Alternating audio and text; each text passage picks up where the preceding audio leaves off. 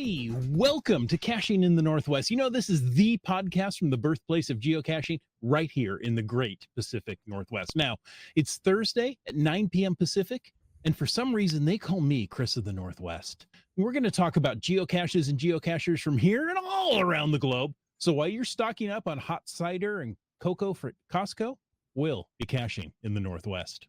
Oh, yeah, stock up on the Costco runs. Always good. Get those little hand warmer hot pad things too. They have toe warmers this year. Oh, okay. Check that out. Well, he is Chris of the Northwest. I am Witsan, and tonight we're talking with the Twonky, also known as Dave Barsky. Dave, welcome to the show. Glad to have you. I'm glad to be here. Thanks you so much for having me on, finally. Oh, yeah. We've been planning this for a long time. He's got some great geocaching adventures that we're going to chat about. Listeners, do you have any great adventures planned? Give us your feedback. Throw them in the chat. Stay tuned. Find out all the details about those. But of course, before we can jump into the show, it's time to bring in our timestamp Tamarin. Some say he was the inspiration for mannequins. And others say he sells pictures of his feet to make the mortgage payment. All we know is he's called Land Monkey. Wow, I didn't know you had been on my website recently. That's disturbing. I can neither confirm nor deny. It is disturbing. My counseling appointments prove that. That's why I go to the website, actually. I like disturbing. It's nice to have you back then. Yeah. Oh, hey. And if you haven't been to my website, well, something else that you would appreciate is the support of, that we appreciate the support of our patrons who help to keep the podcast coming each and every week. Thanks to our corporate Denali level sponsors. That would be Landsharks and Cachely, the geocaching. Guys, if you want to go and buy some cool stuff that you have seen on geocaching.com, well, check it out also over at Landsharks. Even some stuff maybe you won't see on geocaching.com. Check it out at Landsharks. They've got all kinds of cool caching supplies, trackables, all kinds of cool stuff. So landsharkz.ca. They are an official geocaching.com reseller and also official premier geocaching app for iOS. That's Cachely. Version 8 with Cachely Pro features offline maps of the entire world so that you can navigate while offline to Lorman counties so you can finish those grids. And coming soon, I keep saying it, still waiting, but I know Nick's working hard at it. CarPlay support. Find Cachely in the iOS App Store or go to cachely.com. And folks, if you want to know more about supporting this here, please head on over and click the Patreon link on the cachingnw.com website. Oh, thank you so much. Indeed. Thank you to everyone who is asked. Yeah. Now here comes the part of the show where I ask a question and hopefully somebody provides an answer. It's time for the glow. And some people have asked, thank you, Brylang. You were on top of it. What is a glow? What is a glow? Why, that's the geocaching log of the week. So whether you read it or whether you wrote it, we want to hear about it because great logs simply make geocaching better. You can send an email or a voice recording from that fancy smartphone of yours to feedback@cachingnw.com. You can also call into 253-693-TFTC and show us just how you glow. Yes, indeedy. So this week's glow, it's for a cache called Paddle DD, Paddle D Dum. That's GC8 Charlie 5 Juliet 4. And the log writer, creator, log owner is Zanaski, I think it is. Recent, just last month. The log says, Buddy had an absolute blast watching me struggle in the mud here. It looked muddy, but I had no clue how bad it was until I was already one leg in, almost up to my knee. I threw my paddle on the shore as we pulled up, so I had no choice but to jump in to go get it. Buddy laughed and laughed as I wandered around on the beach looking for the cache, getting stuck every few feet. Spotted the cache under a broken branch and realized I had to be in the kayak to access it. Ugh. Boat full of mud and Buddy laughing hysterically, we slowly pushed our way in the kayak over to the container and sign. I'm already muddy. Might as well find some more. Buddy spotted a big tree monster on the lake as we paddled in. TFTC. P.S. This was a paddle outing for Buddy's 5th birthday. Photos, too. My favorite is the one there of Buddy in the kayak. Oh, And you can see quite a bit of mud. that's awesome. So, And you can see some rather deep footprints in there, too. So sounds like a great adventure. Thanks for sending that glow in. I wonder if she came back with both boots. Yeah. Depending how deep the mud is, sometimes you leave the shoes behind. That can, accidentally. Yeah. yeah. Not Not that I would voluntarily. ever know that from personal experience. I'm just theoretically saying I've heard that. Can happen. Well, folks, we know you want to ask questions to the Twonky here tonight. So we want you to use hashtag Twonky in the chat. That's TWONKY. You can do. I think we have it up here on the hashtag Twonky right here. Nope, that's the That's FATF. I missed it. Keep trying. You can do this. There it is. Now I found it. There aren't many to choose from yet. I have to, be literate and read. So there it is on the screen if you need to spell it. Use the hashtag Twonky to ask a question in the chat tonight. And of course, use the hashtag FATAS if you want to bring up anything in the after show. Click that like and subscribe button. Send us a little feedback as well. We love that stuff. Yeah. Indeed. And again, on that, just a reminder for everybody listening or watching the video, those, obviously subscribing really helps us out. Mhm. Doesn't cost you anything. And those likes, boy, that's just a couple seconds of your time. And that means a lot to us. So if you could, if you get any kind of enjoyment out of this, just go on over. That's right. In fact, we're going to start a contest here really soon for subscribing. So we want to boost our YouTube numbers a bit, and you can help do that for us and win some cool prizes. Cool prizes. Yeah, cool. Direct from the fridge. Could be Well, it's cold a storage. freezer. And have you been outside today? It's cold. I mean, we just send them in the mail. They'll be there frozen. There you go. Okay. Well, Dave, welcome so much to the podcast. We're excited to have you join us tonight and share about your geocaching adventures. And we have been working far too long to get this thing scheduled. Well, you guys are busy people. We've got most of the shows scheduled to the end of the year, and now we're starting to pile into next year to schedule shows, and finding we've got more people to talk to than we have dates to talk to them. So It's a good problem to have. yeah, it is. It is. Absolutely. I'm glad I made it on finally. Thanks, guys. Well, to be honest, I tell everybody we're excited to have them on the podcast, but because this has been so long in the making, I am excited to talk to you. So Fire there you away. go, Dave. The secret is just drag it out, drag it Yeah. out, drag it out. Exactly. It's anticipation. Yeah. Now, I have to admit, I'm not sure what name you prefer. Do you go by Dave? Do you go by Barsky? Do you go by the Twonky? Or is there something else you prefer? Hey, you. No, anything's fine, just not all at once. That's fine. Okay. Fair enough. Fair enough. You've had quite the interesting background career there. I see over 30 credits, some level of producer on IMDb. There are maybe a few people out there that don't know you by name, but they'll know some of the projects that you've been part of on that. Would you be willing to share maybe some of your memorable work-related adventures before we jump into geocaching? Sure. I mean, obviously, I think most people know me from a show called Dirty Jobs that was on Discovery Channel from, oh gosh. I mean, technically, we had the first 3 episodes were produced in 2003, and then it was full series in 2005, and that lasted to 2010. And, that was a great show. I mean, not too many programs last 7 seasons back then anyway. Yeah. But yeah, that's where most people know me. It was internationally well known, and also I appeared on the show on occasion. We're pretty raw, behind the scenes, wherever the cameras went. Yeah.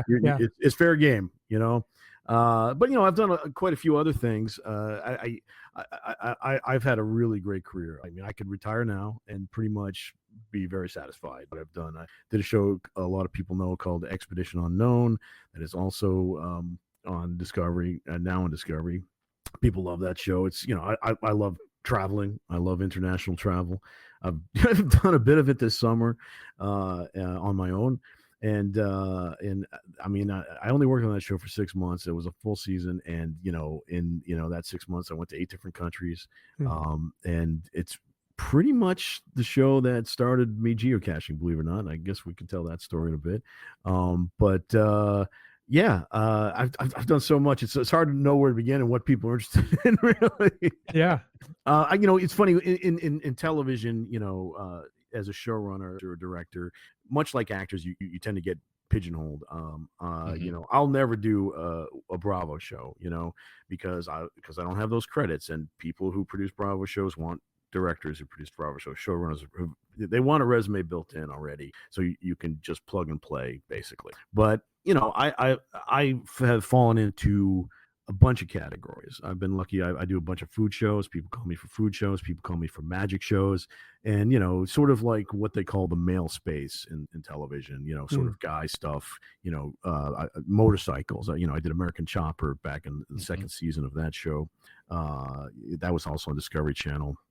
I love nonfiction TV. I would never work on a sitcom. It's just not my thing. I don't even watch them really. I haven't watched a sitcom since, I don't know, Welcome Back, Kotter was on. That might date me, but I think I actually caught that in syndication. So, but anyway, I've been very fortunate, and luckily a lot of it has been travel. I mean, with Dirty Jobs alone, we went to every state in the United States. Unfortunately, I wasn't geocaching at that time. But I've been every state at least twice. Some of them the second time because of geocaching, because I needed to get those states on my profile page, right? Exactly. And it's great because I've been literally a geography nerd. I've been fascinated by maps, and of course geocaching has really brought me down the rabbit hole even further. When you look at a map and you see all the different places you go, all the places it takes you, and then all of a sudden you can see a county map. I'm like, oh my god, how exactly? You guys know what I'm talking about. It's like, how beautiful would it be to visit every single county in this thing? And you know what? I broke 1,000 this year, so I'm still going strong. So fantastic. So Dave, you teased at this a little bit earlier when talking about some of your work adventures, but maybe share with us how you first got introduced to the game of geocaching and how long you've been at it.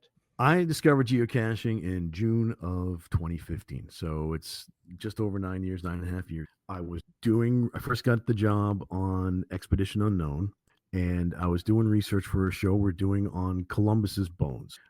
There's some controversy where his final resting place is, and honestly, it may be in several places. So there was a lot of different places we had to travel for that show. I came in midway producing that show. They'd already been to, I believe, the Dominican Republic, and we still had to go to Spain and Portugal for the show. So, we also do historical reenactments for on occasion, just to help illustrate the time. You documentary television. So I wanted to do some research on props. So I was looking at Columbus era coins, and when plugging that into Google search, something came up, Columbus geocoin, and I'm like, what the heck is a geocoin? That sounds interesting to me. So, clicked on that, said something about geocaching. What the heck is geocaching? And I'm like, okay. So I went to the website. I saw the little introductory video with the tree coming down on the pulley and all that kind of stuff. I said, oh my God, this is for me. I signed up right there and then, premium.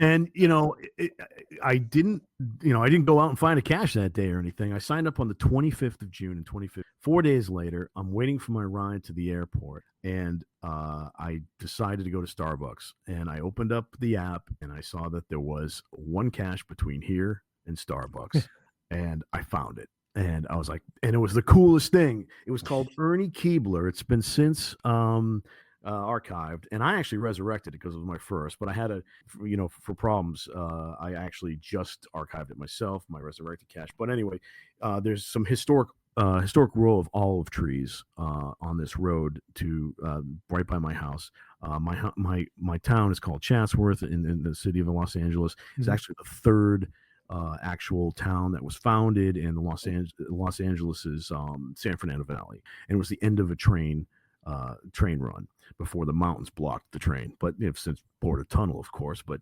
anyways, it was really cool. It was called Ernie Keebler, and I was like, okay, maybe that's a clue. And I saw a little wire coming out of one of the holes in the tree, and I pulled it out, and it was about a foot long, and there was a pill bottle attached to the end of it. I was like, okay, this is really cool. So anyways, I logged the cache. I flew to Portugal, and I think 2 days later, I found my second cache. So my second cache was in a different country altogether. The next day we flew to Spain, and I got my third cache in a third country. So my first 3 caches were in, I guess that's kind of cool, in Yeah. 3 different So countries typical. within a week. Well, maybe in Europe, Yeah, true. but I thought that was a amazing. lot of fun. That is amazing. Yeah. That is amazing. I mean, people are lucky to get, 3 caches in 3 states, but Yeah. 3 countries alone, your first 3, that's quite impressive. Yeah, I went to, like I said, I went to a lot of countries during the run of that show alone in 6 months. Unfortunately, it was rough. Like we were a month out. I'm sorry, we were going to take a month trip, and it was started in Israel, and then we went to Turkey. And at the end of the first week, we were about to leave Turkey, and I dropped my phone and shattered half of the phone's face lengthwise. But I could still just sometimes use the app where I had it, but I couldn't switch the app around. I couldn't use half my apps. But so that was like, and I'm like, okay, where's the nearest iPhone? I'm in Istanbul, and the nearest Apple store is literally in Munich. Oh, jeez. And I'm like, oh, great. But it just so happens It's a long walk. Well, Yeah. I know, but we were flying to Munich, and we're going to be in Munich. Actually, we're going to travel. We're making our way west. We're going through Hungary, and then we're going to Austria, and then we're going to go to Germany and then fly out. But still, we only in Munich for like a half a day, unfortunately. And we were just so busy that show. I just couldn't get it done. So, but I was able to get like 1 cache in each of those countries as we traveled through. Still, and then my phone went kaput like the last day. Oh, I think we all have stories similar to that, right? Yeah. Batteries die, something, but not in another country trying Yeah. to find an Apple store. Yeah. That's good. That's good. Now, Dave, your geocaching name, the Twonky, has a little story behind it, right? Some people may know, but let's assume that the people listening here have no idea what a Twonky is. How do you go about explaining that? Well, everybody I encounter asks me that because it's kind of weird. It's not like my initials or anything like that. And it's actually one of my favorite science fiction movies. It's absolutely terrible. And every time I tell people about this movie, they like it's free on YouTube. It's public domain. You can watch it. You can watch it on YouTube. I dare you to watch it on YouTube. Actually, it might take you 6 different intervals of viewing, but it's just the production value is not great. It was made in 1953, and it's about a television that is from outer space that takes over a man's life. His wife buys him this television because she's going away. He thinks, she thinks he'll need some company, so buys him a TV. That turns out it's some alien from outer space, and it is so goofy, and I absolutely love it because it's so bad. I just like those movies. Right. It does star Hans Conried, who some people know, but if you saw him, I think you'd recognize him. He was in a movie called The 5,000 Fingers of Dr. T, which was really cool. Dr. Seuss inspired me, and the sets are like really unusual, avant-garde. But he is also very famous. This is when I tell people about him, he's also very famous for playing in 2 episodes of Gilligan's Island as a character called Wrong Way Feldman. Wrong Way Feldman. I loved him. He's the pilot that gets lost and he lands on the island. Yeah, everybody knows Wrong Way Feldman for some reason. Love that. Nice. But anyway, so it's about a story. television. Yeah, it's about a television that takes over a man's life, and being in the television industry and putting so many hours into it, I guess it was apropos. Yeah. Right? It reminds me of the Twilight Zone slot machine, Franklin. Oh, I actually have a replica of that sitting across from me. It actually dispenses cards of my future. Oh, nice. Oh, I'm a huge sci-fi nerd. I'll just tell you that. That's pretty cool. Yeah. very Hey, cool. Something else that's pretty cool, Dave. We hear you're on the cusp of a major geocaching milestone. Do you have any plans around that? Yeah, I've had plans for that. I didn't know when I was going to exactly hit it, so I had to put it off a bit. But when I hit 18,000, I decided what I was going to do. And if you'll notice, I have not, the only state in the lower 48 I have not cached in is Washington. Believe it or not, I've been there so many times, but not as a geocacher. So on Monday, I am flying to Portland. I'm going to drive into Washington, get all the webcams in Washington. And on Wednesday, I'm going to make my 20,000s HQ. Nice. Oh, fantastic. Nice. That was a question in the chat. Have you ever visited HQ? In Yeah, well, there you go. Pacific Oh, Northwest? UDAC asks all the hard questions. I know her well. I've been to many events that she's hosted. She's a great cheer. Well, that's exciting. So do the folks at HQ know that you're coming for that milestone, or is it going to be a surprise? No, they know. I told them all that. I told Brian when he came down to our spring fling down here in Los Angeles. I told him that, and Annie Love is a friend of mine as well, and we're gonna have after my visit that night, we're gonna have an event to celebrate at the local brewery, and so it's gonna be cool. Awesome. Yep. Fantastic. Well, that was a question we have later on. I noticed that you haven't cached in the state of Washington. Yeah. Taking care of that. I got to be careful though, because I'm going to get caches before the HQ, of course. Yeah. And I have about 6 challenges that I've signed that say, hey, that if I get a cache in Washington, I'll qualify for the challenge finally. So I just gotta mind my numbers. you can use those to pad in case you're 1 or 2 short, or you can wait till after the event to log those, right? I don't usually do that. I'm pretty damn strict about my numbers. Okay. I'm like, oh man, I remember when I went to get my 100th, there was a really cool one in the mountains behind my house, and it was called Space Mountain, and it was an ammo can. I'd heard about it, and it was in a burnt out area. It burnt out maybe 5 years before I actually found it, or maybe more recent, maybe 3 years. And I made it I was gonna make this my 100th cache, and then this is back in 2015. Or actually no, it would have been 2016, early 2016. And I went to look when I could, started getting into all the stats and all that stuff on the website, and I found this thing about duplicate logs, and it said I had 8 duplicate logs, and I'm like, what the heck? It just so happens when I'm in those mountains, there was no reception at all, and always duplicated my logs sometimes when I found a cache there. So Space Mountain is not my 100th, unfortunately. It's some other number. Yeah, I've done that too. I remember here we had some events where they would go put out a temporary cache for the event, and they go, just log the event twice. Yeah. And then then they came up with these stats, and I'm like, oh, that screwed me up. Yeah, exactly. Yeah, I remember when I was doing research and stuff for this year's Geo Woodstock, and talking to some of the old, the old hosts and, the people who were at the first Geo Woodstock, they had pocket caches and all that kind. And when to log the pocket cache, you just logged the event itself 4 times. Right. Oh man, it's kind of crazy how things have changed. And if you're someone who's like really, really stringent about stats, that's got to mess with your brain, Yeah. Especially as stats evolve, and now they're comparing this and that, and it's like, wait, I never even had to think about that. Now I've got to go do X to go and get my numbers up to get to the right level. So. Oh yeah, wait till they integrate Adventure Labs into actual locations and put that in your state count. Jeez. Oh, there you go.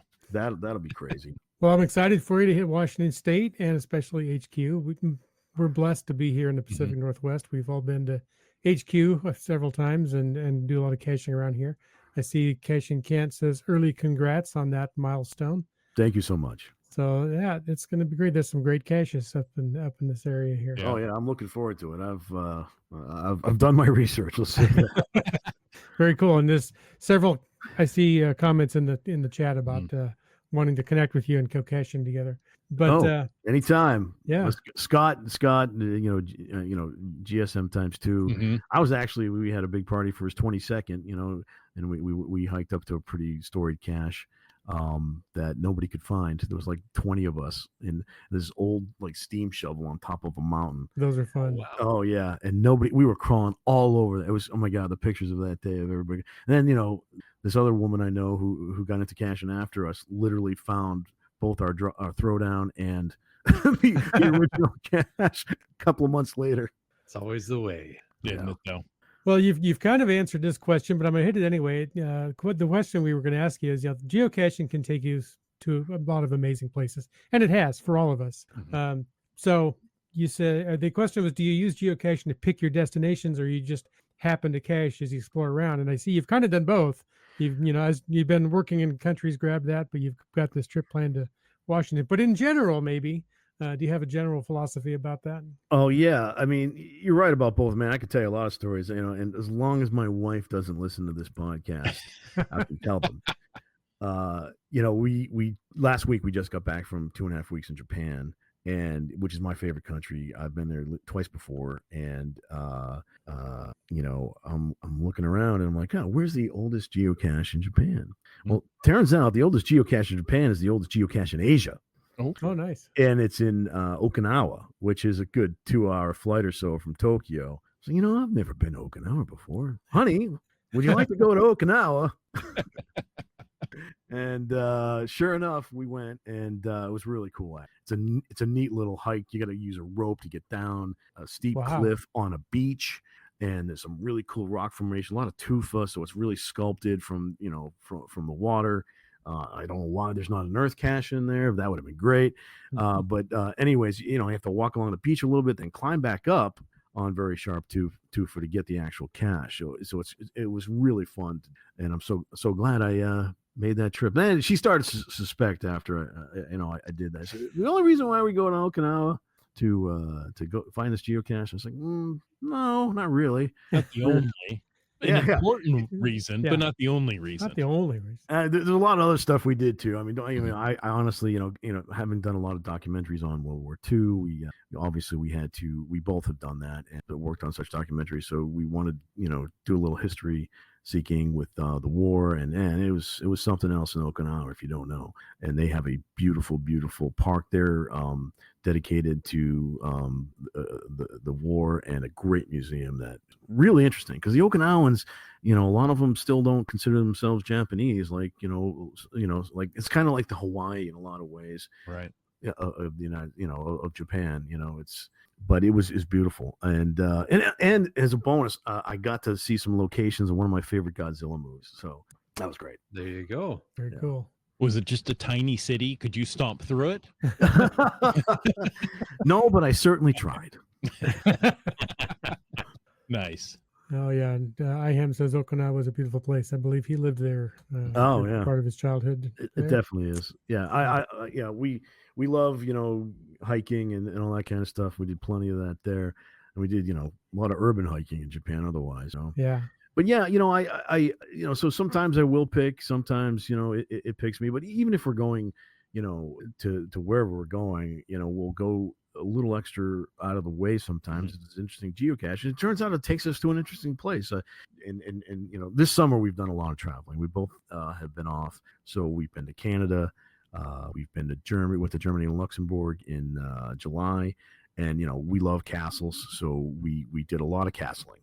And on the way back from Luxembourg to the Frankfurt airport, just so happened to be, if I went a little bit out of the way, I could get Germany's oldest. Okay. And it was at one of the best preserved castles in all of Germany. So we had a great time there. We spent probably a little bit too long there because I got 2 speeding tickets on the way back to Frankfurt to the tune of €80. So I still got to pay the one.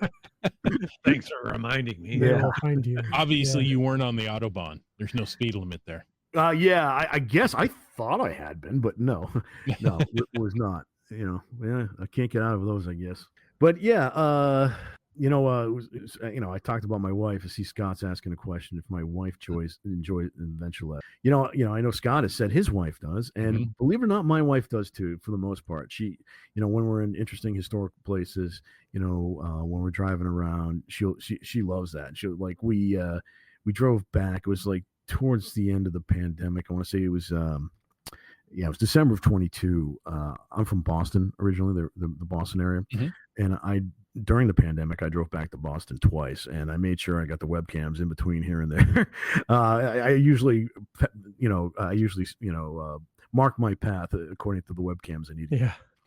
But I'd say, hey, there's we're gonna stay in this town, and let's see, I think we're in Jackson, Tennessee, and it turns out there's this train museum. My wife absolutely loved it, and there was an Adventure Lab in part there, and she usually finds herself enjoying some of the places Adventure Lab takes her. Absolutely. Yeah, I think that's one of the things. If you're not in a rush and you're not trying to power through it, like Adventure Lab's often there'll be a little bit of, people put some time into them. There'll be a little bit of description, and it'll take you to some interesting spots. And so, yeah, I can see how that can be appealing for sure. Well, it's appealing to her because, according to her, geocaching is, me rummaging around the scrub while she has to wait in the sun while I'm trying to find something that she eventually finds. Literally, I'll be in there for 5 minutes. She goes, "You need some help?" I'm like, "Yeah." "Is this it?" I'm like, "Shut up." And there it is. Yeah, my wife Well, also the got arrow's real. pointing over here. Yeah, my wife also got real tired of looking through wet, because in the Pacific Northwest everything's wet when we go out caching. Yeah. Looking through wet ferns and stuff for stuff. She goes, "I like Adventure Labs. They're way more fun." Mhm. Yeah. So, Same with my wife. Yeah. It's perfect for the Muggle spouse for sure. mhm. Yeah. Hey, Dave, there's another great question that came in the chat from CRS98 from Cliff. And he's asking, what is the scariest place you've found a cache? Oh my God, that's Oh, good. That's a interesting. really good question. It's the right time of year for it, isn't it? Well, yeah. I mean, I'm not sure. Okay, it depends what. I'm not sure what I get scared of, but you know what? I am kind of scared of. I'm a little bit afraid of heights sometimes. Especially if it's unstable. Mhm. There is a great 5.5 multi that I did a couple of years ago, and it was, I think, 4 stages. And the first thing you have to do is walk almost, I got to say, it's got to be at least 3/4 of a mile in a tunnel that goes under a freeway. And I mean, there's water in it, standing water in it generally. And you got to find, the codes to the next stage. And Oh, I was with somebody else at the time, and I was leading the way, and I mean it was crazy. It was wet. It was weird. We saw some like evidence of homeless people living there, so you didn't know where they were at the time. But I kept walking, and we're looking at the walls. We're thinking that maybe there's something inscribed in the walls that would give us the coordinates for the next the next stage. And all of a sudden, I hear, "Hey, is this it?" And she's like 20 feet. My partner's 20 feet behind me, and she literally found the coordinates on the walls that I had just passed. And so, who knows how far we would have gone if she hadn't seen them. Eventually in the final stage, you really have to climb up a mountain that basically doesn't have a trail. And at this point, the only way to get to the cache was hidden on the rocks at the peak. There was a huge chunk of land that had eroded and just fallen out. And I remember leading the way on that too, and being a little concerned that the earth above that was unstable. There was rock you could not ascend right above you, and then there's a drop off from where all the earth had eroded away, and there's probably only about 5 feet in between. And I'm like, okay, we'll see. I'll go first. Sure, why not? At least the others will live to tell about it, right? But luckily, it was stable at the time. Who knows what it's like now? But it was an amazing cache. And I think that those kind of conditions scare me more than creepy places. Mm-hmm. Yeah. Okay. Jay, didn't you have a culvert scary moment in the cache with a lawn chair? Or is that you? I don't know. I thought it was your story. I've done some crazy things. I don't. That's somebody that were down through a culvert like that in the dark, round the corner, and some joker had put a skeleton in a lawn chair. It wasn't a culvert. It was a mine. It's mine. Okay, an abandoned mine on which island is that? Just off the coast here in Vancouver. Anyway, but yeah, it's Dave. You go down this old abandoned mine shaft, and then you take a hard right. And some joker had set up a mannequin in a lawn chair. Wow. So your headlamp turns, and all of a sudden it's like, oh crap. That was fun stuff. Well, Dave, there are more connections here than you realize. Even though you haven't been to Washington State, Komakino remembers that he drew the Twonky in the geocaching comic book. He was the rhino. Yes, I was a rhino. And he did a great job of depicting me. I'll tell you that. That was a great book. Talented guy. For sure. Yeah. I know you guys talked about that recently with him. And it was really neat comic book. Yeah. It was a great project. It really was. Well, we have people asking, how easy is it to get Josh Gates to go geocaching?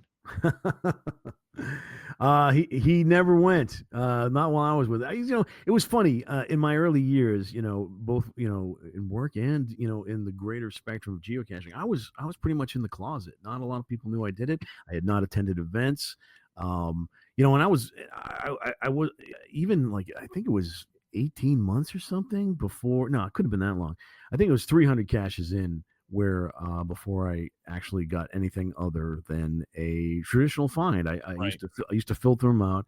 I didn't pay attention to virtuals or earth caches. Man, I regret that now because I could have got a lot of other easier quick finds in foreign countries, passing by whatever, the oldest clock in Prague or whatever. But and I didn't go to my first event for at least a year and a half. And now it's like, man, I've been to too many events probably. You hosted a big one or co-hosted. Yeah. I don't think that's atypical though. I think it takes a while before people realize, oh, you know what? I'm going to try another cache type or go to an event or do something different. And now the official geocaching app kind of walks you through that slowly. Yeah. Mm-hmm.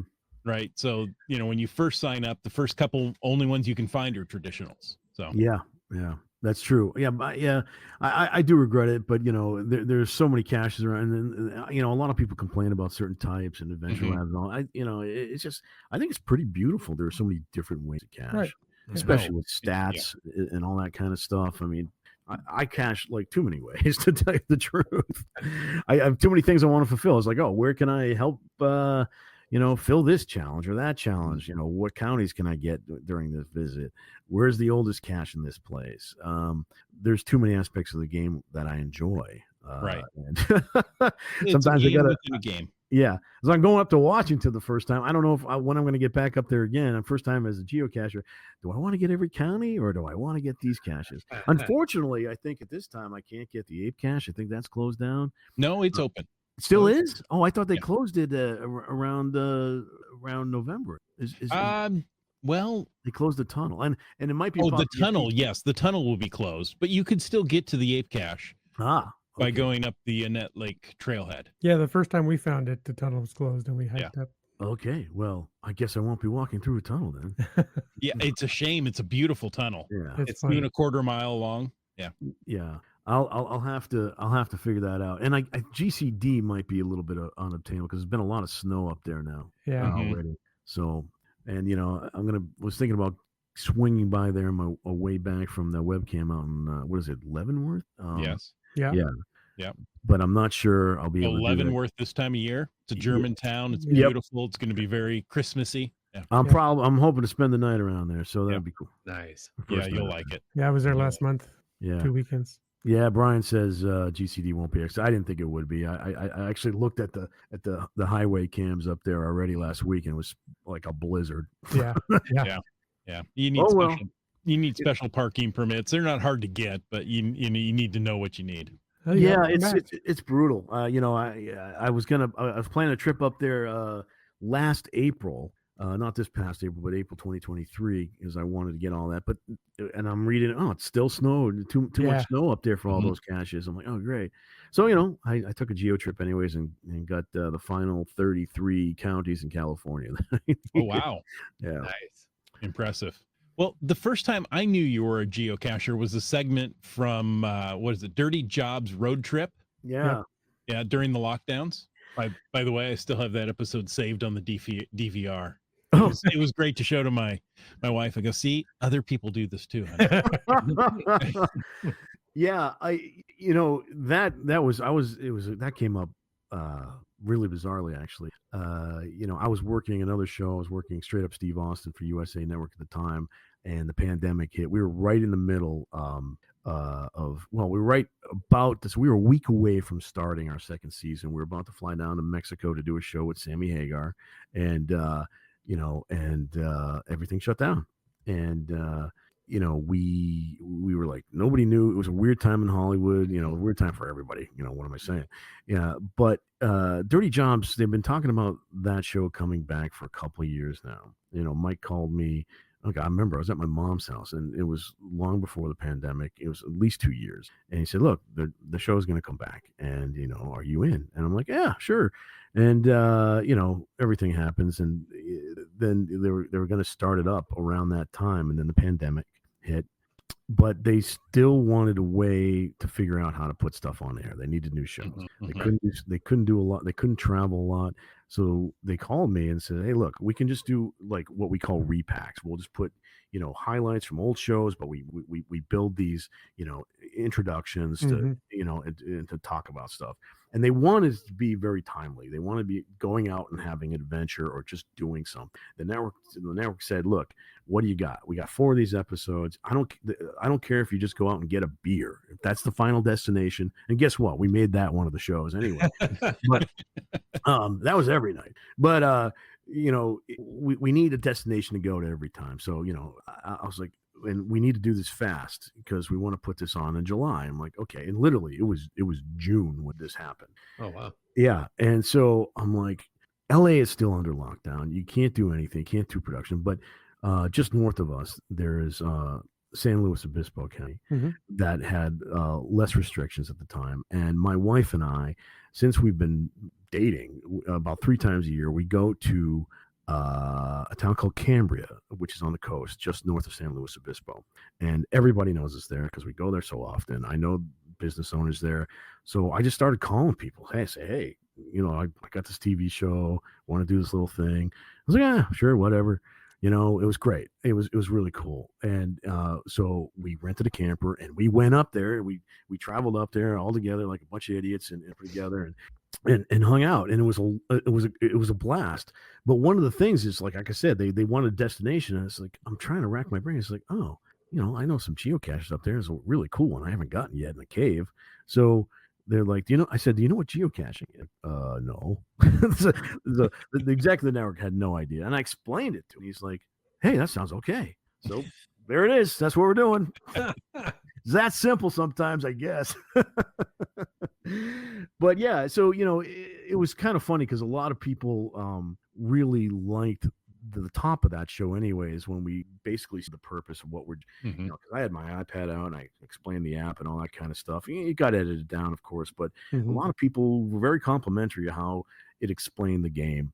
A lot of people said they never seen that kind of thing on explained that well on TV for this game. And I love the game, so I wanted to portray it well. It Mhm. was great. Of course, we get to the cave, we find an ammo can. There's absolutely nothing in it. And Mike's like, "This is it?" And I was like, it's kind of like I thought that was really funny actually because it's kind of like what our show is in a way. Yeah. But we had a blast doing it. That's awesome. Yeah. Nice. It was a great show. I mean, all the run of the show plus the whole Yeah. road trip segments to it. I loved the raw behind the scenes look at stuff. I have done a lot of work at your level, but I've done a ton of work, handheld camera work for concerts and corporate stuff. So Troy was always my hero on your show. Guy's awesome, man. Troy, Yeah. Troy and Doug both are there. Yeah, they were great. Yeah. So Well, I'm glad you enjoyed it. Yeah, it's it just the whole behind the scenes thing that was sort of just incorporated into episodes eventually was very organic as well because a lot of people online started asking, if Mike's getting this dirty, how dirty is the crew getting? Right. What's the equipment look like at the end of the day? And sometimes, look, we like our rule, we always said, don't stop rolling. Right. We never wanted to stop the camera because we don't know what's going to happen. Mike's in a situation he's never been in. Who knows if an ostrich is going to bite his, whatever off, So it's just like, and then, eventually the camera started catching us and we'd throw in a tidbit or two and it was really got a great response with the audience. Sometimes we probably did a little too much of that, I would say, but I don't know, not too many people complained about it audience wise. Yeah. Right. And and then all of a sudden it's like almost every Discovery show wanted a behind the scenes show once we Sure. started doing this. Right. It's kind of funny, and everybody started trying a little too hard. And a lot of people started asking, like a lot of people like who met me in the business who never met me before during that show were like, "Are you an actor?" And I'm like, "What?" No. What do you mean? It's just you're so funny on the show because you always get yourself in trouble. I'm like, well, I'm just doing my job, man. He called it the truth camera. Is that what he called it? I forget. Well, but, I don't know if we had a specific name, but Yeah. I guess it's just because Mike used to make fun of me on camera all the time. He used to be around like physically, and I used to do stupid shit. No, pardon my language. It's just because we're all in these new situations. Right. Yeah. I had no idea. But yeah, you mentioned the camera. Whenever I saw Mike crawling into some crevasse, something, and you saw the other perspective, I thought that camera guy had to crawl in there first. Yeah, Exactly. And probably backwards. Yeah. Oh yeah. Get the right angle, and you're like, Yeah. Oh yeah. We had it was really hard sometimes to get to portray what we needed to portray visually because of some of the tight spaces we were in. right. Yeah. And I just love putting Mike into very painful situations. It was a lot of fun. It was good TV. I think it was very authentic. Yeah. Well, yeah. That's I think that's one of the biggest reasons why the show was so successful. A lot of people saw how authentic it was. It wasn't your typical quote unquote reality TV, where there's all these people just fighting over what they're gonna have for breakfast that morning or whatever. Right. And it was when we got angry at each other, we did. That didn't happen too often, but when stuff went awry, and it happened quite a bit, Yeah. because we're in crazy situations. It's amazing we didn't get more injured in some of the situations. I mean, we were in steel mills. We went to a steel mill, and I remember one of the cameramen tripped one time, and we were like on this. I don't know. It was just like this very narrow ledge, and there's molten lava right under, right beneath us, 20 feet. It would be a quick fall and a quick death. So that would have been, That's the only beneficial parts of this, right? Yeah. It's over quickly. Oh, look at this. Cameraman episode. I remember the lice episode the most. Yeah, that was me. A lot of people are like, oh yeah, you just did that because it would be funny. It's like, no, I accidentally touched myself when they told me, it's like, don't, what happened is like, they're removing lice from children's hair, and we did this episode, and they're putting the lice on a towel, so a white towel, so we could see them. Lice are black, and so I wanted to get some close-ups. I was shooting those close-ups that were on the towel, and to get a right angle, because the lice are still moving around, they're alive. So I moved the towel a bit, so I touched the towel, and I got the angle I needed to, and then it was hot in there, so I brushed my hair back. I took my hat off and brushed my hair back, and the guy who was doing the removal said, "Did you just touch your hair?" I said, "Well, yeah." So what? I just touched the towel. He goes, "It doesn't matter. There could be eggs in there or something that'll hatch in your hair later." I was like, "Come on." I said, "No, seriously. It's like you need to come back for treatment for 2 weeks in a row, or you need to shave your head right now." I'm like, this was up in San Francisco. I had stuff to do. I wasn't coming back there for 2 weeks. I just shave my head. I don't care. Sometimes you got to make a choice, and it might not be the best choice, but Oh yeah. Well, getting hair stuck in a climbing rig in Hawaii was the one that that was the audio guy, wasn't it? Or no, that was Troy. That was Troy. Okay, yeah. Troy got us.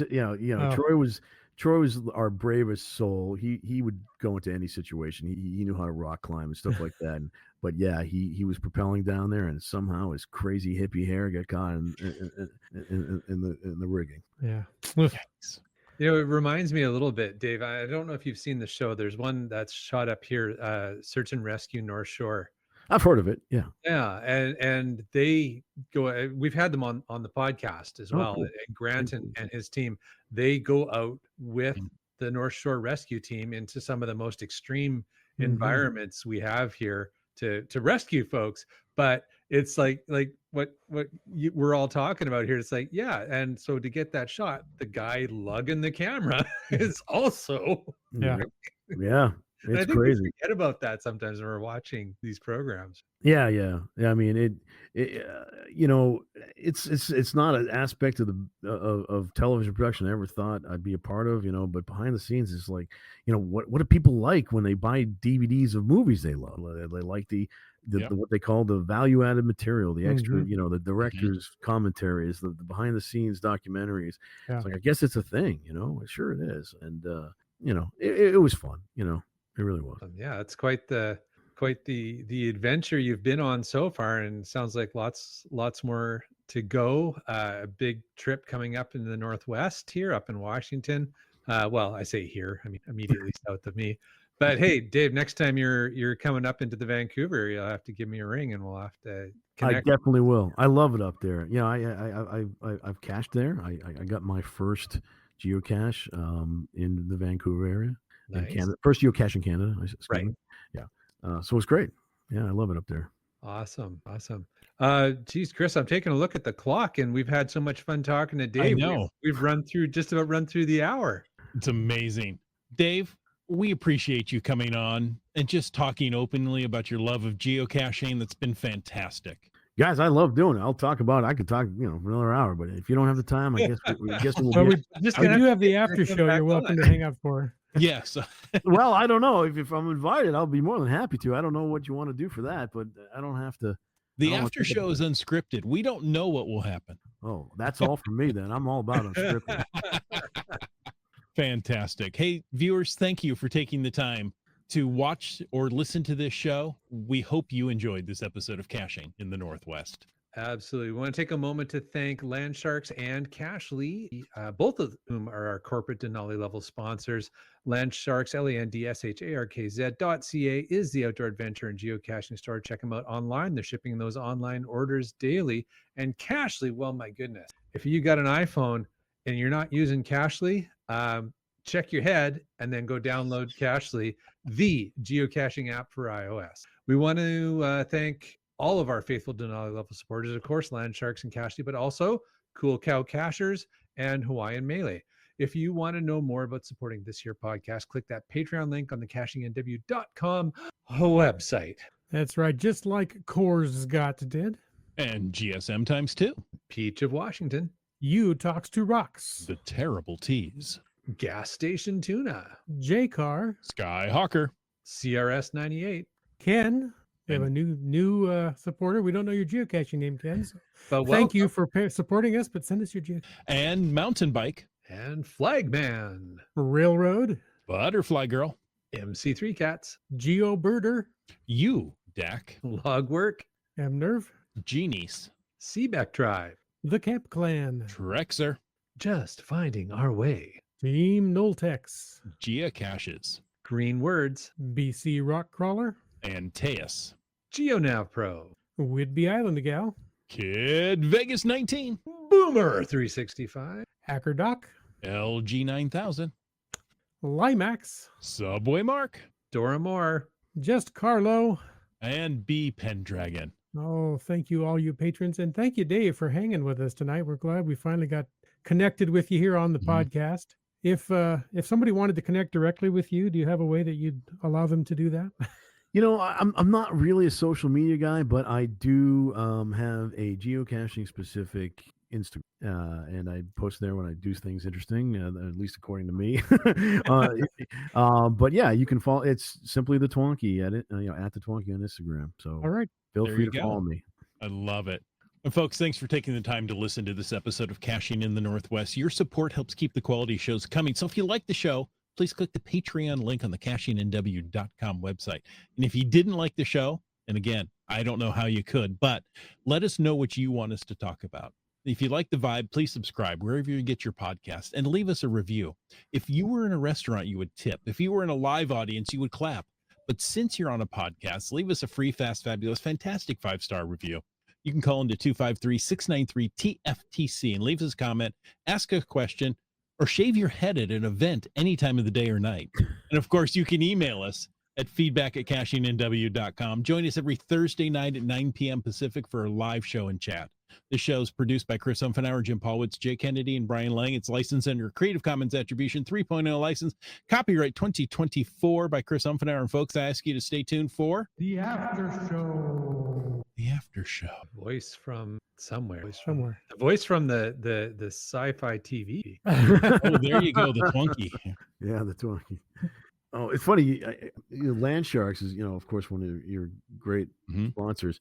When I was in Japan, I was like signing after a bunch of names I kind of knew. It was like Stones fan and T.O. I don't know if you know her. She's from Toronto, but I met her a couple of months ago at an event here in California, and I was looking at stuff around my hotel in Tokyo, I think it was, and I saw that she was there. I was like, oh wow, what a coincidence. And then I'm going through other stuff and around Tokyo, and she's there, and then I'm seeing other names I recognize, including Z Don B, which is a good friend of mine, and is like they're on a Land Sharks tour in Tokyo right now. Yes. Yeah. I think they just left Japan. I can't remember because they went down to Okinawa, because I started talking to Don on text, and they said I told them you got to get the Point Meta cache in Asia, but I don't think anybody did. I've been following that cache. I don't think anybody in the tour got that.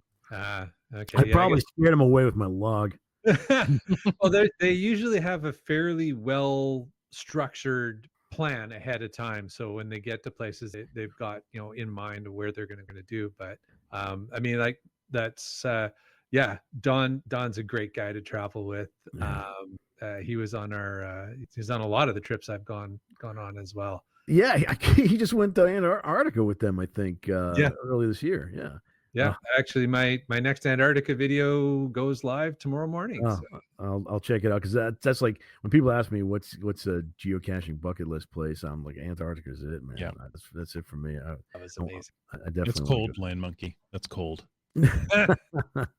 Yeah, well, I mean, honestly, that's the funny thing, is that I was expecting, I was prepared for way colder than it was, because you go there in there in summer, right? So right. Yeah. But, There's one on the ISS. Sorry? Isn't there a cache on the ISS? There is. Oh. Yeah. That would be a bucket list one for sure. Talk about cold there. Yeah, right.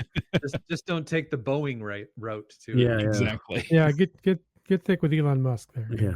What does Uber cost to get to the station? Ask Elon. He's got it down. Yeah. Too funny. What else do we got in the Well, test? let's go look to see what we've got here. All right. UDAC wants to know, have you ever done voiceover work? No, I haven't.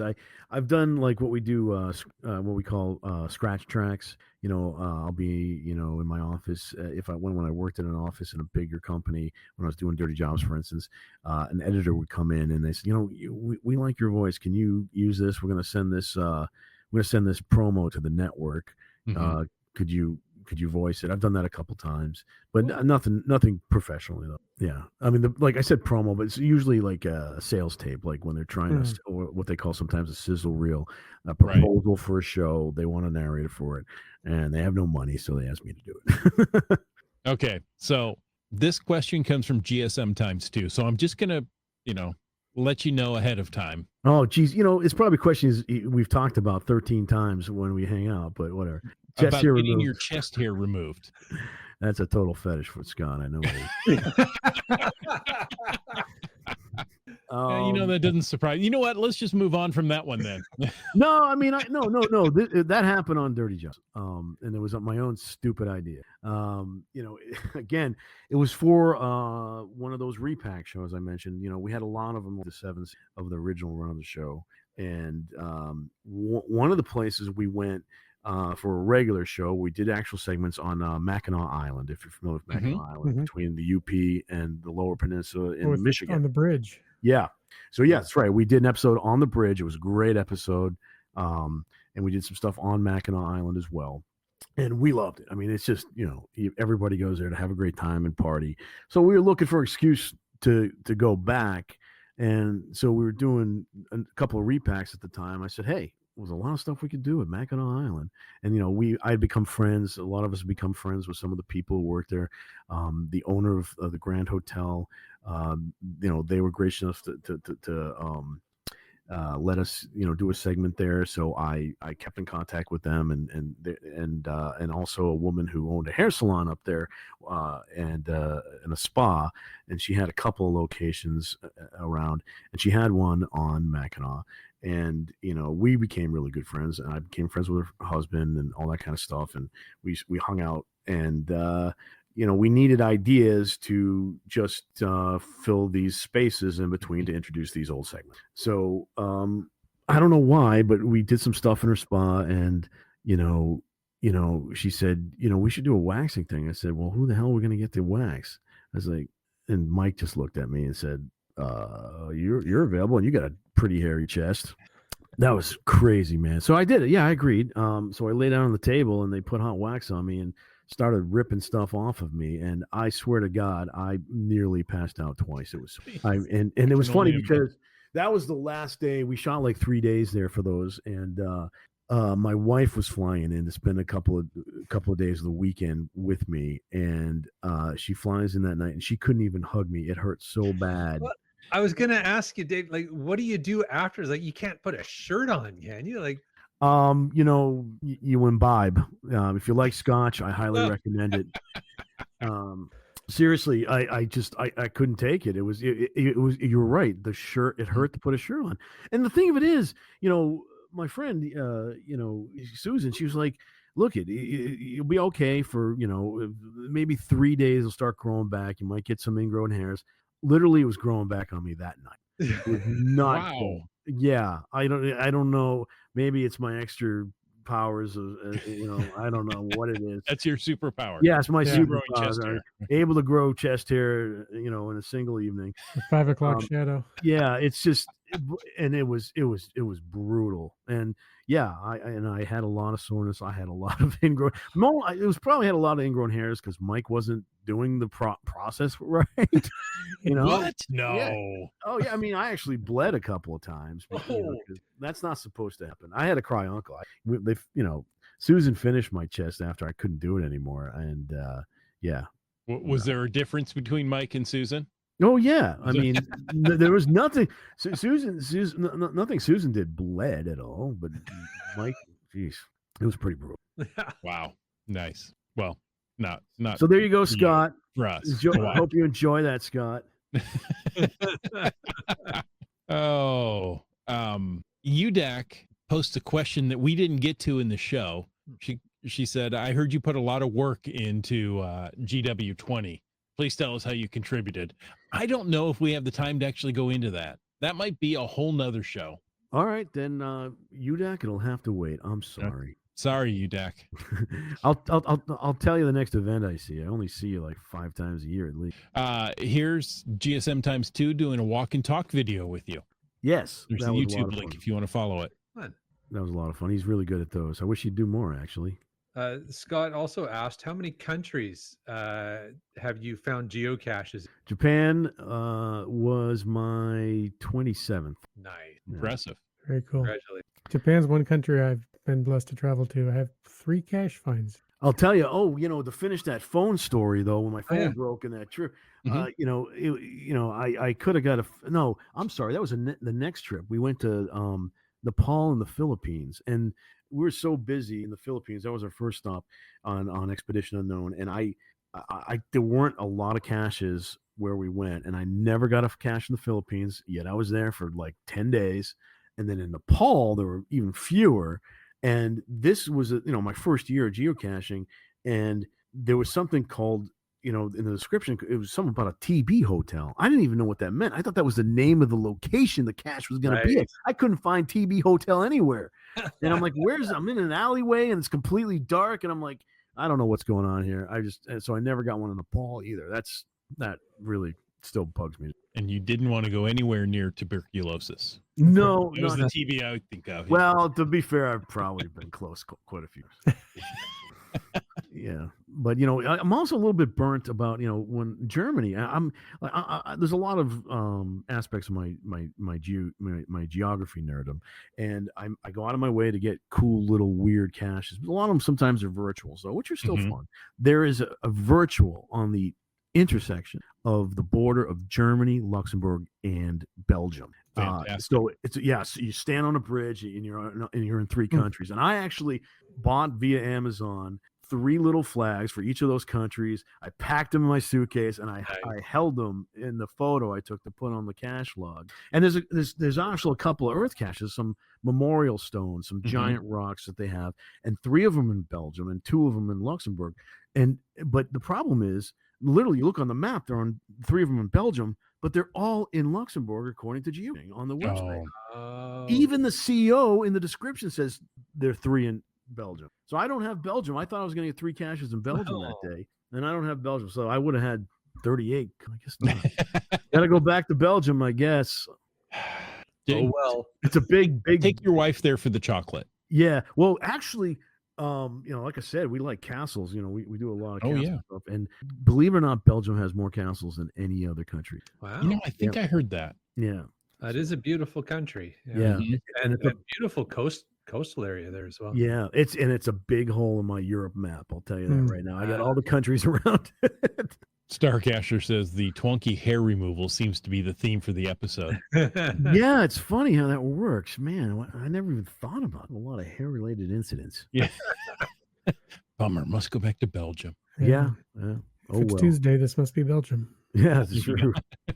I don't like to travel that fast. Although, after that show, it was actually the next year I did a magic show that we went with. It was called The Road Trip, and there was a famous magician. We went to, the whole premise of the show was we went to different countries in Europe, and he tried to get access to cool stuff by showing people magic, and it worked out really well. It was really stupid, actually. And all the things were happening, like, the magician's like, you guys produced that, right? And I'm like, no, it just happened. We got lucky. And it was brilliant.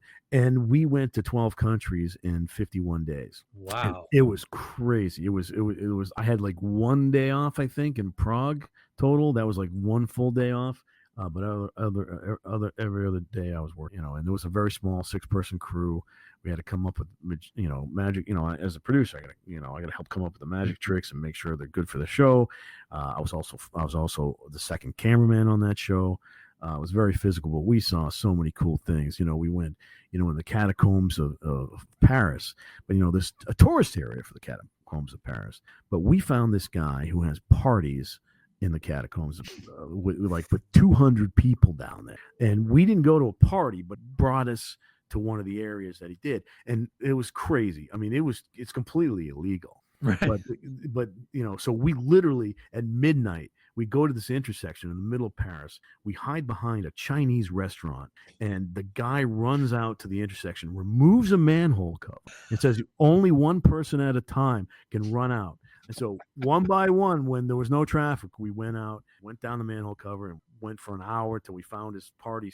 Wow. Yeah. That's amazing. At least you all met up again, right? You didn't just disappear and spread into the sewers. No, well, one person did, but we won't talk about that. Showed up in the scene. Yeah. Oh. Heather's asking what my real name is. My real name is David Barsky, Barsky. You can find him on IMDb. Yeah, I guess so. It says that sounds like how your Paris story sounds like how horror movies start. Yeah, I should have known better, being a big fan of horror movies. But yeah, it's like some of those brutal European, what they call it, torture porn movies or something. Yeah, totally. Oh, I love it, folks. Thanks so much for joining us. One more announcement before we call it quits tonight is that in January, the start time for caching in the Northwest is going to move to 7 p.m. Pacific time. So we're going to move it 2 hours earlier. There'll be more on that. We're just going to do a soft reveal right here. The patrons already know about it. So that'll happen in January. But until then, go ahead. I was getting worried. It's a bit of a surprise announcement that we're going to roll the clocks back 2 hours. Yeah. Yeah, I was you guys had a weird roll concept 1 hour. of daylight savings there, man. Well, daylight savings kind of prompted the whole thing. What if we moved the time of the podcast? And then we thought, well, what if we just never change the time of the podcast with daylight savings or back to normal? But then nobody would ever know when to watch the show. So lots of feedback there in the chat about there. Yeah. And no, Komakini, we're not going to try and still run it till 10 p.m. We will do more patron-only after shows, though. That's true. Yep. Yeah, when it doesn't push towards midnight and we have to work the next day. Some people start nodding off after these after shows. Yeah. During Some of the hosts nod off during the show. Yeah. Folks, thanks so much for joining us, and until next week, get out and get caching in the Northwest.